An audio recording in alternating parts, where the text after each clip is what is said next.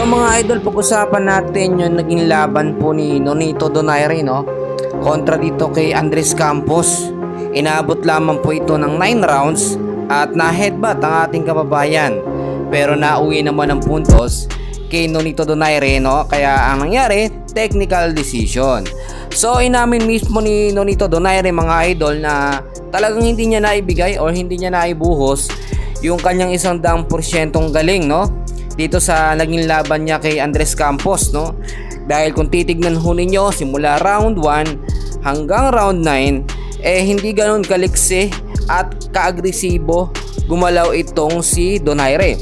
Sa edad niya na 42 years old dapat medyo agresibo at mas mabilis pa siya. Marami nagsasabi na itong nga pong si Nonito Donaire ay ang kulang dito yung pag-iensayo o yung pagtitraining na ginagawa nga po tulad ni Manny Pacquiao, no? At bukod dyan, talagang aminado tayo simula po naging boxing coach, no? Nagpa-boxing coach na po kasi etong si Nonito Donaire, napabayaan niya yung sarili niya, na siya mismo sa sarili niya bilang coach, hindi niya ma-coach yung sarili niya, no? Kaya yung mga stamina, yung mga tamang techniques, hindi niya ho nagagamit sa laban. Si Andres Campos mga idol, hindi yan ganong kalakasan, no? Pero kung titignan nyo, kaya naman talaga i-knock out o talonin ni Nonito Donaire. Pero yung naging pagkapanalo niya, medyo hindi maganda, no? Technical decision pa dahil pa sa headbutt, tapos siya pa ang nagpahinto. Pero magkagain man, still panalo pa rin ang ating kababayan.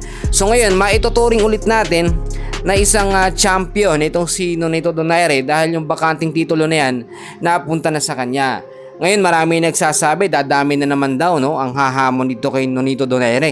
Dahil kung natatandaan ninyo, yung naging laban din ni Donaire kontra kay Naoya Inoue, talagang talo itong si Donaire. Pero ngayon akala natin mas magiging agresibo na magiging laban niya, pero hindi pa rin talaga sumasapat. Para sa akin lang, no, pero nakaka-proud pa rin dahil nga isang Pilipino na naman ang nanalo at nagkamit ng titulo, no, na champion.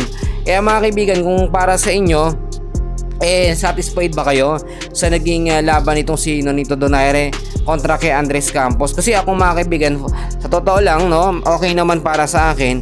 Pero kung siya ay talaga nagdala o nag-training na maayos, mas maganda pa dyan yung kanyang maipapakita. Hindi ho yan mauuwi sa technical decision kung merong maayos, talagang strictong training itong si Nonito Donaire. Sa mga susunod na mga kalaban ni Donaire, sana wag ganito ang mangyari mga idol. Maging aware siya, lalo na yung mga headbutt, normal lamang yan. Nakita naman natin yan, no, kay Charles Suarez at kay Navarrete. Hindi na bago yung pag-headbutt kapag alam ng kalaban na dehado siya. Talagang ganun po ang ginagawa. So magkagayon man, congratulations sa ating idol na si Nonito Donaire. Abangan natin yung mga susunod niya na laban. Mga idol, huwag kakalimutan mag-like and subscribe. Maraming salamat po.